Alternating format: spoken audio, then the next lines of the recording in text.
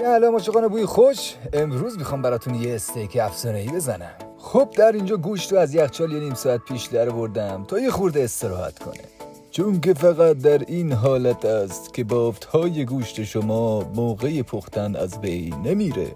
بعدش هم رفتیم سراغ ادویه، فلفل، سیر، نمک، همه رو زدم روش. بعدش هم یه ماساژ درست حسابی. در اینجا هم تاب روی اجاق و یه خورده روغن تا برنامه سیکس پکاتون به هم نخوره. استیکمو یه جوری داغش کردم که تازه فهمیدم وارد مرحله مقدس پخت استیک شدم. هر یه دقیقه برش میگردونم انگاری دارم باش مسابقه کشتی میدم. لان 12 دقیقه جنگ تن به تن داشتیم با تابه. بعدش هم چند تا حبه سیر رو خوردش کردم و همراه روزماری انداختم روش تا عطرش بیاد بالا.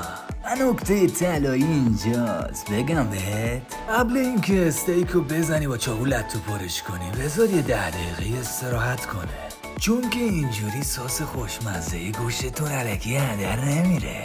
جون یه چیزی در اومده بین کره و بهشت، نرم و آبدار، خوش جوری که خود دلت نمیاد با چاقو هم نگاش کنی. لایک و سابسکرایب یادتون نره. میدونی اینجوری به من انرژی میده و میتونم کل غذاهای خوشمزه تر براتون بپزم. نوشه جان.